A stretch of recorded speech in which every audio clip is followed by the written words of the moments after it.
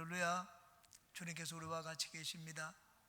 하나님이 함께 하시니 오늘도 우리 인생에 좋은 일이 있을 줄 믿습니다. 오늘은 누가복음 23장 26절에서 33절까지의 말씀 같이 보시겠습니다. 23장 26절부터 33절까지입니다. 누가복음 우리 다 같이 합독합니다. 시작. 그들이 예수를 끌고 갈 때에 시몬이라는 구레네 사람이 시골에서 오는 것을 붙들어 그에게 십자가를 지워 예수를 따르게 하더라. 또 백성과 및 그를 위하여 가슴을 치며 우는 여자의 큰 무리가 따라오는지라. 예수께서 돌이켜 그들을 향하여 이르시되 예루살렘의 딸들아, 나를 위하여 울지 말고 너희와 너희 자녀를 위하여 울라. 보라, 날이 이르면 사람이 말하기를 잉태하지 못하는 이와 해산하지 못한 배와 먹이지 못한 젖이 복이 있다 하리라. 그때 사람이 산들을 대하여 우리 위에 무너지라 하며 작은 산들을 대하여 우리를 덮으라 하리라. 푸른 나무에도 이같이 하거든 마른 나무에는 어떻게 되리요 하시니라. 또 다른 두 행악자도 사형을 받게 되어 예수와 함께 끌려가니라. 해골이라 하는 곳에 이르러 거기서 예수를 못 받고 두 행악자도 그렇게 하니 하나는 우편에 하나는 좌편에 있더라. 아멘. 빌라도가 법정에서 예수님께 사형 언도를 내립니다. 그러자 이제는 군병들이 예수님을 희롱합니다. 예수님을 희롱하고 무서운 채찍질을 가합니다. 그러고 난 다음에 이제 예수님에게 십자가를 주옵니다. 십자가형을 받는 자들은 그 십자가를 자기가 주고 가야 됩니다. 그 십자가는 135kg입니다. 그리고 이 옆으로 가로로 된 것과 세로로 되어 있는 나무가 있는데 그것을 미리 만들지 않습니다. 다 끌고 가면 너무 어렵기 때문에 이 가로로 되어 있는 나무만 끌고 갑니다. 보통 35kg에서 40kg, 50kg까지 되는 나무입니다. 예수님이 그 가르목을 끌고 가다가 너무 지쳐서 쓰러지셨습니다. 끌고 가지 못하자 중간에 여기 있는 대로 구레네 시몬을 붙잡아 가지고 그 십자가를 예수님과 함께 대신 지고 가게 했습니다. 나중에는 예수님이 같이 지지도 못했습니다. 그러자 십자가 형을 당하는 곳까지 그 해골 골짜기까지 구레네 시몬에 지고 갔습니다. 이제 한 절 한 절씩 살펴보겠습니다. 26절 같이 읽습니다. 그들이 예수를 끌고 갈 때에 시몬이라는 구레네 사람이 시골에서 오는 것을 붙들어 그에게 십자가를 지워 예수를 따르게 하더라. 빌라도 법정에서 재판을 받고 이제는 십자가를 지고 이 골고다 언덕까지 형장까지 갑니다. 그 길이 600m 정도 됩니다. 600m 되는 그 길을 나중에는 순례자들이 행진하는 이 성지 순례의 장소로 삼았습니다. 그래서 예수님이 걸어가신 그 600m마다 그 14개의 지점으로 번호 표시를 해두었습니다. 1번, 2번, 3번, 4번. 이 길을 600m의 길을 비아 돌로로사라고 합니다. 라틴어로 비아는 길이라는 뜻이고 돌로로사는 슬픔이라는 뜻입니다. 슬픔과 고난. 예수님이 600m 그 고난의 길을 걸어가셨습니다. 이 빌라도 법정은 예루살렘의 성전에 이게 북서쪽에 있습니다. 북쪽 서쪽 끄트머리에 거기에서 재판을 받고 이제는 서쪽으로 골고다 쪽으로 갑니다. 그 성 밖으로 나가셔야 됩니다. 성 밖으로 나가는데 지금은 이 그 성 바깥까지 골고다까지 이 나중에 성을 쌓았습니다. 나중에 예루살렘 시가 확장될 때 그까지 성을 쌓아서 골고다 언덕, 지금은 공동묘지입니다. 공동묘지, 거기는 아리마대 요셉의 무덤도 거기 있었습니다. 그 공동묘지, 언덕에 있는 그 공동묘지를 바깥에 이 성벽을 쌓아가지고 지금은 예루살렘 시 안에 들어와 있습니다. 그 유대 예루살렘은 여러 종교가 거기 다 들어 있습니다. 그 여러 종교가 다 들어 있는데 그 지역마다 예루살렘 시를 네 서로 분할해 놓았습니다.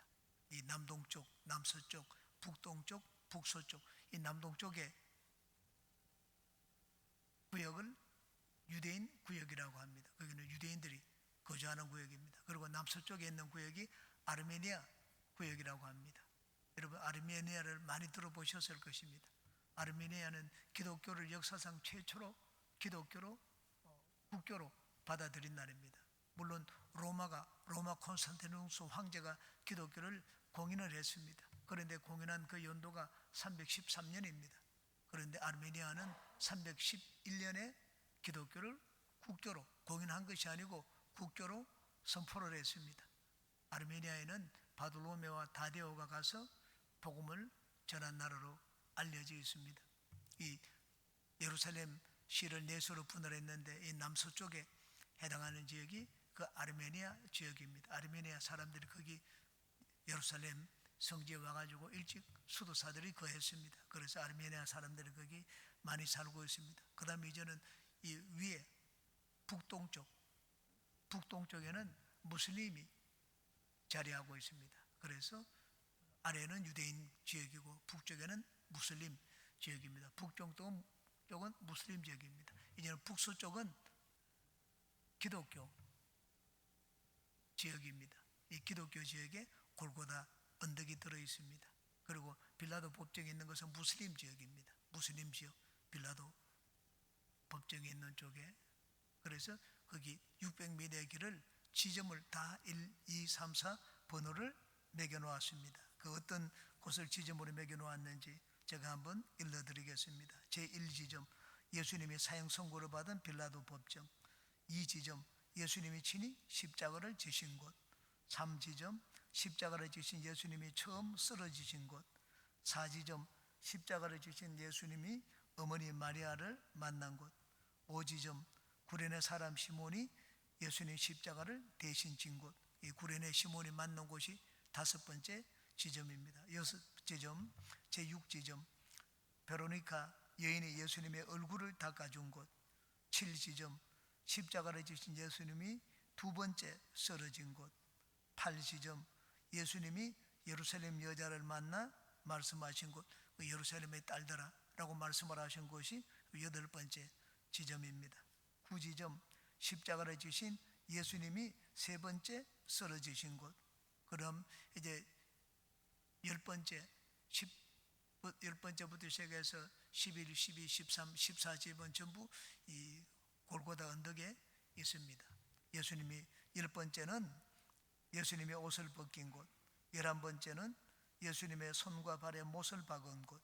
12지점은 예수님을 매단 십자가가 선 곳. 13지점은 십자가에서 내려진 예수님의 장례를 준비한 곳. 14지점은 예수님께서 묻히신 무덤, 아리마대 요셉에 있는 무덤입니다. 이것이 전부 다 꼭 가까운 곳에 있었습니다. 그래서 예수님이 이 10번째부터 14번째 지점까지 이 장소를 기념하기 위하여 거기다가 교회를 지었습니다. 그 교회가 성묘교회입니다. 거룩한 무덤교회, 아주 큰 교회입니다. 거기 이 5장소 순례자들이 그 성지 순례를 하는데 가는 그 5군데는 성묘교회 안에 있습니다. 그 다음 여기 보겠습니다. 성경 시몬이라는 구레네 사람이 시골에서 오는 것을 붙들어 그에게 십자가를 지워 예수를 따르게 하더라.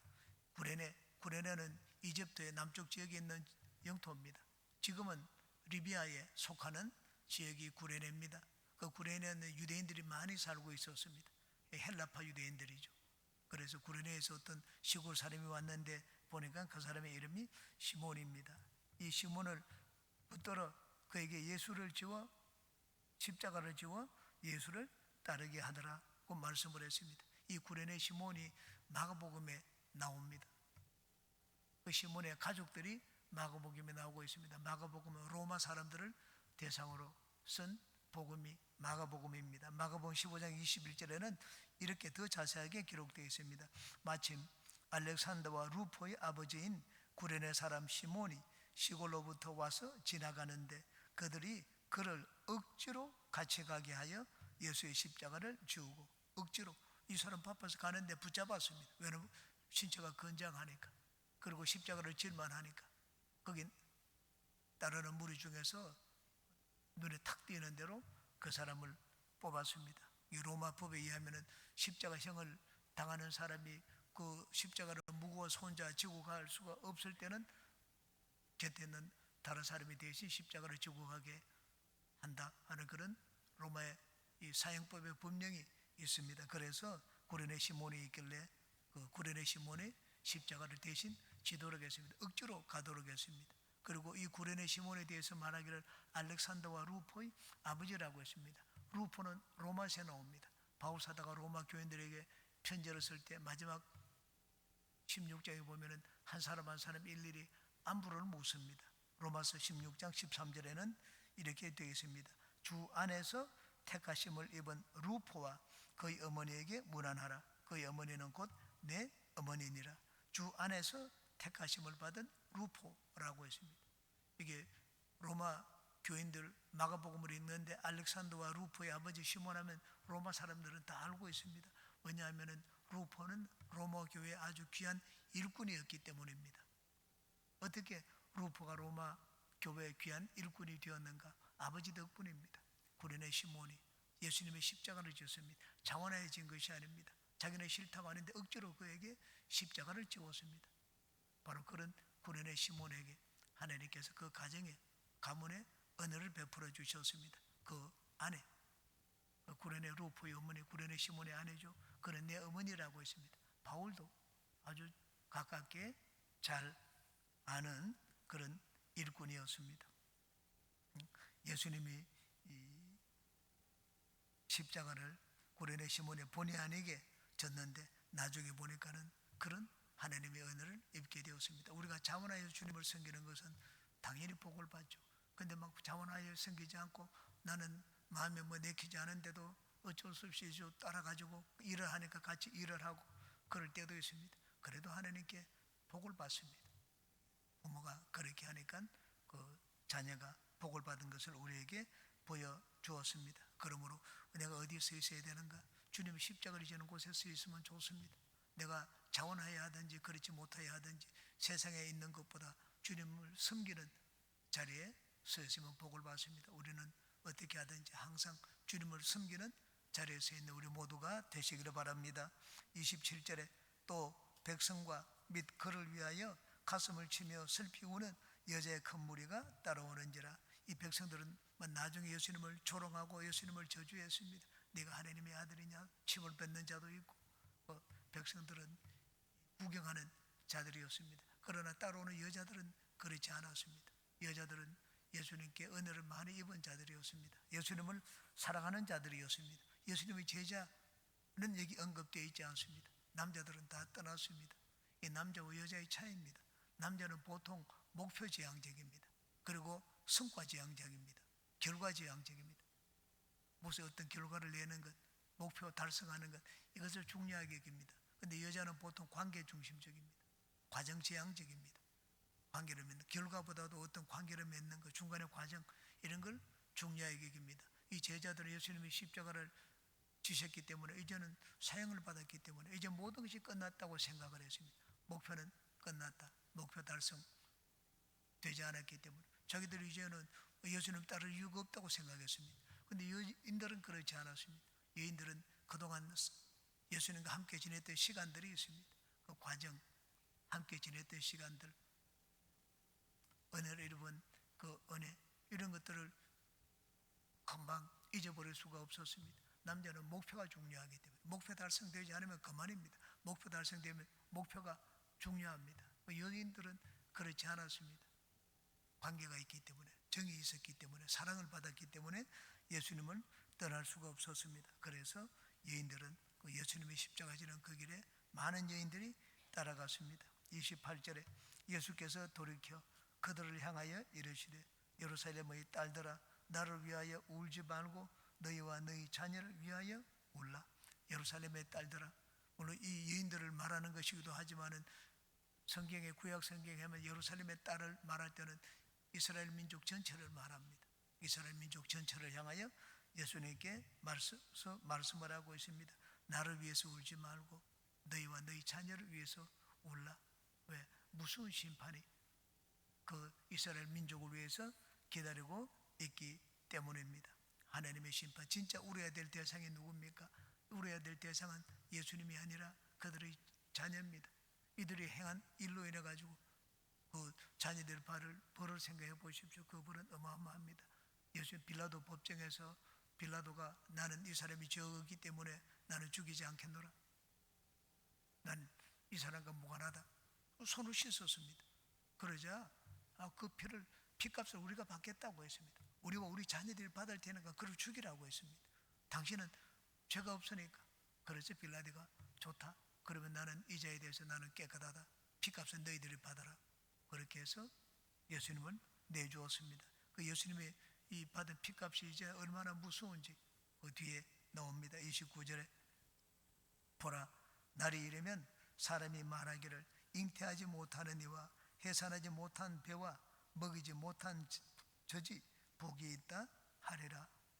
잉태하지 못하니 자식을 안 낳은 사람, 자식 낳으면은 여러분 자녀 때문에 고통스럽습니다. 나중에는 어떤 일이 있었는가?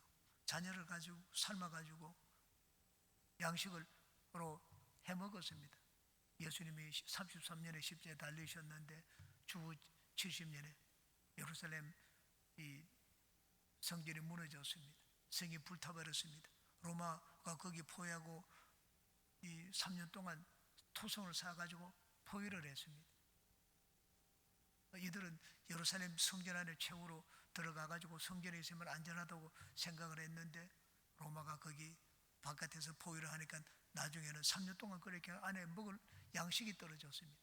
부자는 자기 재산을 팔았습니다. 얼마에 팔았는가? 밀한 이 그릇, 그것을 위해서 자기 재산 전부 다 팔고, 가난한 자들은 보리 한 움큼을 위해서 자기 재산 다 팔고, 그것을 가지고 떡을 만들어 먹는데, 이 당시에 로마의 공격 포위를 당했을 때 요세푸스에 글에 있는 내용입니다. 유대인 역사가 그 광경을 세세히 보고 역사의 기록을 남겨놓았습니다. 음식을 만들어 가지고 화덕에다가 떡을 만들고 구워 가지고 먹는 자도 있고 했는데 식탁을 차려놓고 먹는 자가 없었다고 했습니다. 그리고 다 익을 때까지 기다리는 자가 없었다고 했습니다. 그만큼 배가 고팠기 때문입니다. 안에 먹을 것이 없었습니다. 그래서 무엇보다 눈 뜨고 볼 수 없는 일은 이 어머니들이 어린 아이의 음식을 빼앗아 먹는 것을 볼 때는 차마 그 광경을 볼 수 없었다고 했습니다. 한 마리아라는 여인이 있었습니다. 마리아라는 여인이 너무 막 먹을 것이 없으니까는 너무 처절했습니다. 그리고 강도가 와가지고 그 집에 들어서 뭐 있는 것 없는 것 다 털어가지고 갔습니다. 강도로 당했죠. 먹을 것은 없죠. 남아있는 것은 어린아이 하나밖에 없었습니다. 젖먹이 아이. 그 젖먹이 아이를 갈랐습니다. 반쪽을 갈라가지고 오늘 반쪽 해먹고 반쪽 남겨두었습니다. 그 아이를 구워 먹는데 진짜 스테이크 냄새가 나지 않습니까? 그러자 강도들이 또다시 들어왔습니다. 강도들이 들어오는데 먹을 것 내놓으라. 고기가 어디 있느냐? 그러니까 여인이 자기 먹다 남은 아이 절반을 그 강도들에게 보여주었습니다. 강도들이 기겁을 하고 그 집에서 달아나서 나갔습니다. 그만큼 이 안에 있는 사람들이 비참한 생활을 했습니다. 로마가 포위했기 때문에 나가지도 못했습니다. 그런데 거기 탈출하는 자, 그런 자들은 로마가 또 받아주었습니다. 탈출하는 자는 생명을 얻었는가? 탈출하는 자들은 이 안에 있는 자들보다도 더 비참한 최후를 맞이하게 되었다. 요세푸스가 그렇게 기록해 놓았습니다. 어떻게 더 비참한 최후를 맞이했는가? 너무 오랫동안 굶어 있었기 때문에 온몸이 더 부었다고 했습니다. 온몸이 붓는 병. 온몸이 부었는데 나가가지고 뭐 먹을 것이 있으니까는 그냥 막 거침없이 먹다 보니까는 완전히 몸이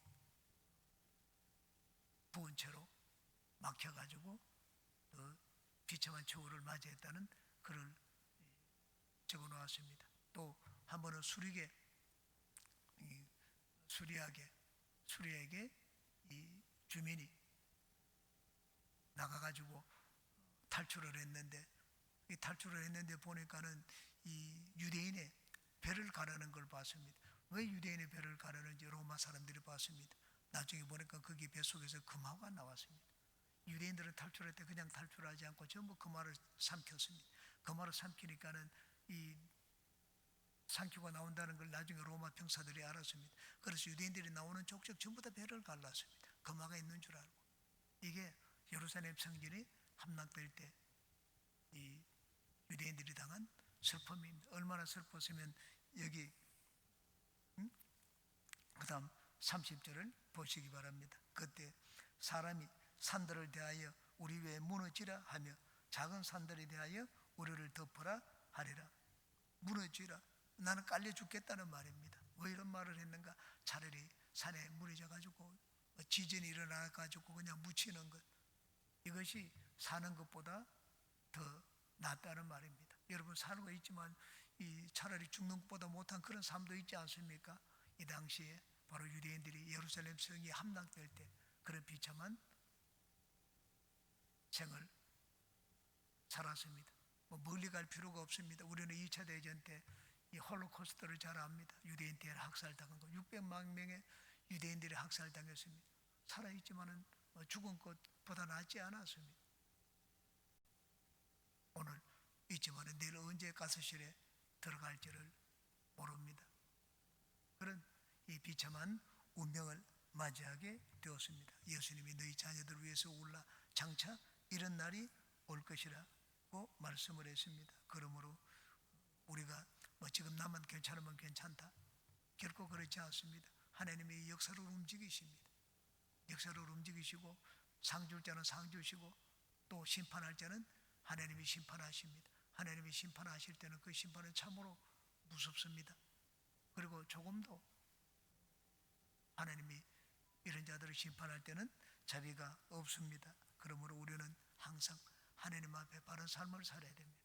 지금 내 눈에 아무 일이 일어나지 않는다고, 그리고 지금 내 환경이 좋고 내가 해를 받지 않는다고 해서 내가 그런 삶을 영원히 살 수 있는 것이 아닙니다.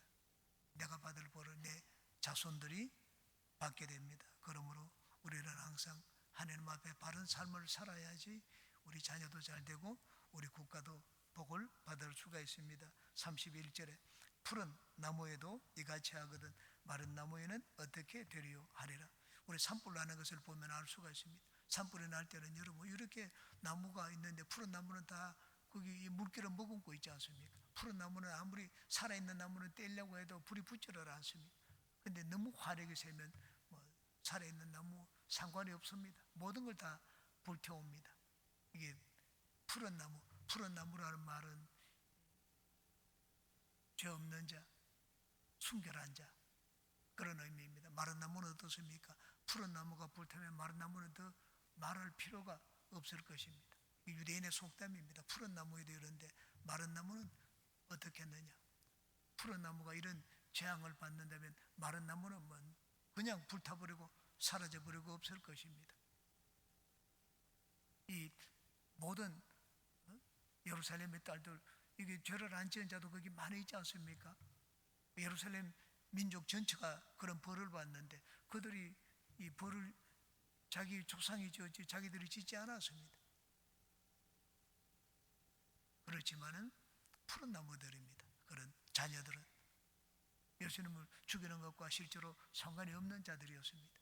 그런데 예수님을 죽이는데 실제로 가담한 자, 악을 행한 자들은 어떻게 했습니까? 그게 마른 나무입니다. 상관이 없는 자들도 하나님의 이런 무서운 형벌을 받을 텐데 그 자녀들이 이런 벌을 받는데 그 마른 나무는 더 말할 필요가 없습니다. 32절에 또 다른 두 행악자도 사형을 받게 되어 예수와 함께 끌려가니라. 예수님은 다른 사형수들과 함께 사형 집행을 당했습니다. 이들은 범죄자입니다. 예수님의 범죄자의 하나처럼 취급을 받았습니다. 33절 해골이라 하는 곳에 이르러 거기서 예수를 십자가에 못 박고 두 행악자도 그렇게 하니 하나는 우편에 하나는 좌편에 있더라.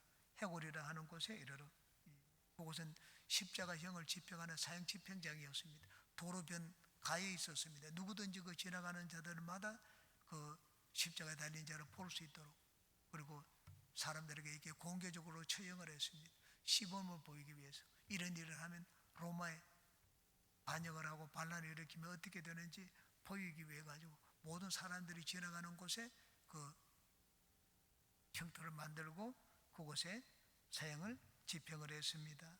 거기서 예수를 십자가에 못 박고 두 행악자도 그렇게 하니 하나는 우편 하나는 좌편에 있더라고 했습니다. 예수님은 죄인들과 함께 같이 취급을 받았습니다. 이사야 선지자가 이사야 53장 12절에 그것을 소상히 예언해 놓았습니다.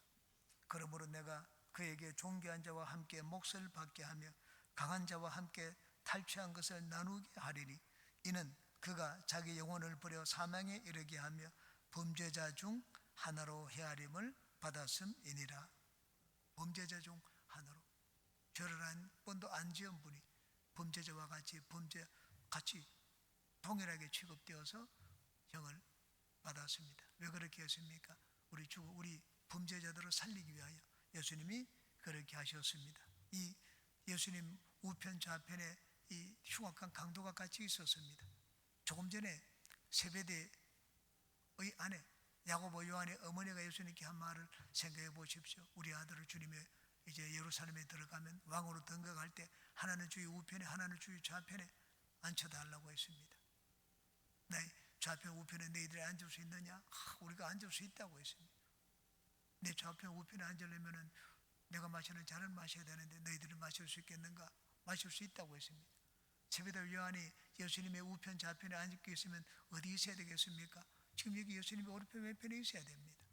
여러분, 하늘 나라로 가는 길은 십자가의 길입니다. 십자가에 통하지 않고는 하늘나라 갈 수가 없습니다. 하늘의 높은 보좌에 앉기 위해서는 예수님의 십자가를 지는 바로 그 곁에 같이 있어야 됩니다. 예수님 십자가 곁에 같이 있어야지 하늘 보좌에도 옆에 앉을 수 있게 됩니다. 그래? 그럼 너희들이 내 잔을 마시기는 마시겠지만 내 좌우편에 앉는 것은 내 아버지께 달렸다고 했습니다. 너희들이 내 좌우편에 앉기 위해서 과연 십자가 내 좌우편에 앉을 수 있겠느냐? 예수님이 그들에게 반문을 하신 것입니다. 하늘나라 가는 길은 십자가의 길이고 우리 하늘나라 높은 곳에 가기 위해서는 예수님의 십자가 곁에 있어야 됩니다. 참 아이러니컬하게도 이 십자가 곁에는 죄인들이 같이 있었습니다. 그러므로 우리가 예수님을 믿고 신앙생활 하면서 편하고 좋은 자리를 찾는 것, 그건 하늘나라 가는 길이 아닙니다. 예수님 곁에 가까이 가는 길이 아닙니다. 하나님과 멀어지는 길입니다. 내가 힘들고 어려운 고난의 길, 그 길에 동참하는 것이 하늘에 있는 예수님 보좌 곁에 같이 서게 되는 길입니다. 그러므로 여러분은 어렵고 힘든 일 또는 십자가에 서는 것을 멀리하지 말고 오히려 더 기쁘게 여기는 우리 모두가 되시기를 주님의 이름으로 축원합니다. 기도하겠습니다. 좋으신 주님, 오늘도 우리는 예수님이 가신 그 길을 따라가기 위해서 주님 말씀을 보고 또 예배를 드렸습니다. 하나님, 항상 십자가를 지는 삶을 멀리하지 말고 꺼려하지 말고 십자가를 가까이 모시며 사는 우리 인생이 되게 도와주시옵소서. 예수님의 이름으로 기도합니다.